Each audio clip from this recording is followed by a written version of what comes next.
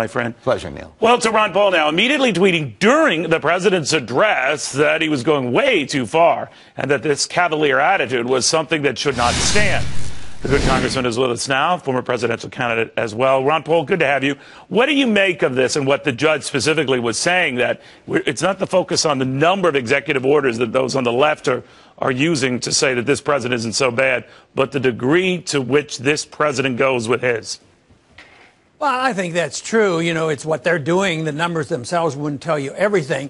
I don't like the presidents who generously use the executive orders because there's been way too much abuse. The real champion of the executive order was FDR. That's right. And, of course, in foreign policy, in a way, they use executive orders to go to war without permission from the Congress. And so there's so much going on. But I think it was the tone last night that bothered me so much. You know, the most excited he got is when he got to this point, he wants action. And literally like pointed his finger. And he said, if you don't do it, I'll do it, you know, inferring that he will go around the Congress. It's happened for a long time, but nobody's been so blatant about this. Most of the time, they'd like to have it go under the radar. And nobody notices, but this time he's announcing it. So if we don't take fair warning, we the people as well as the Congress, to rein in this president, then we're going to suffer the consequences. You know, a lot of presidents know they're on very, very murky waters when they go this way. Even FDR did.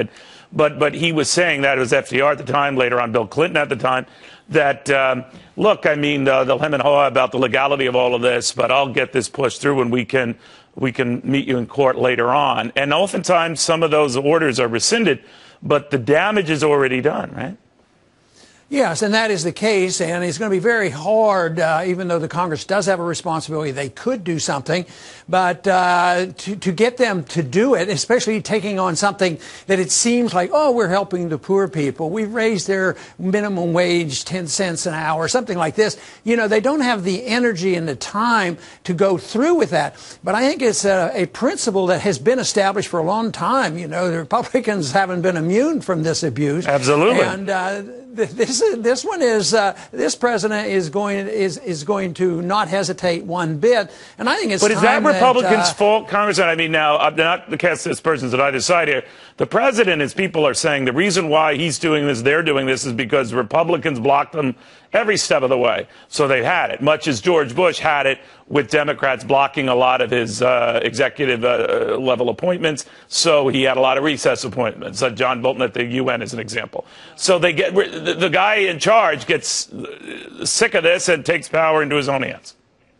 Yeah, but I think that's what the opposition is supposed to do, you know, resist the other party, especially if they're going in the wrong direction, especially if you can defend your opposition from the Constitution. But what if this is going to be business as usual, Congressman, for the next 3 years, and he's saying, in your face?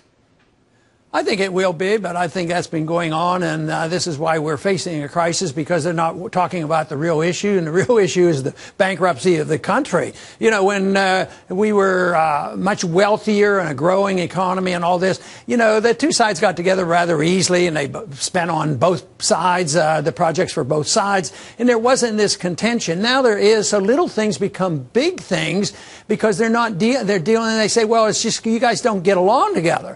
But they don't get along together because there are constraints, and that has to do with the budget, government getting out of control, and this is why we're at an impasse. And I think what the president said is going to make things much worse. And you know, they're going to be complaining that why doesn't Congress get together? Then it'll be a blame game. The Democrats will blame the Republicans will blame the Democrats, and no problem is going to be solved because they haven't resolved. The real question is what should the role of government be? And why shouldn't we follow the Constitution?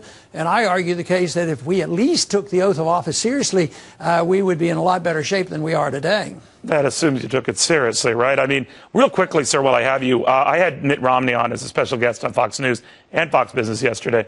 And the issue of the 2016 campaign came out, and he was listing all of these possible presidential candidates or who he likes. And I noticed that he left your son, Rand Paul, out. And I don't think it was an accident. What do you think of that? Well, that's disappointing. You know, I always want to do my best not to be overly critical of, you know, other people I've known, and I've had no axe to grind.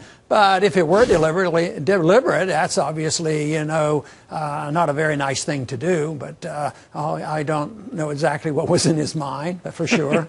You're a gentleman, Ron Paul, always a gentleman. It's very good having you, sir. Be well. Thank you.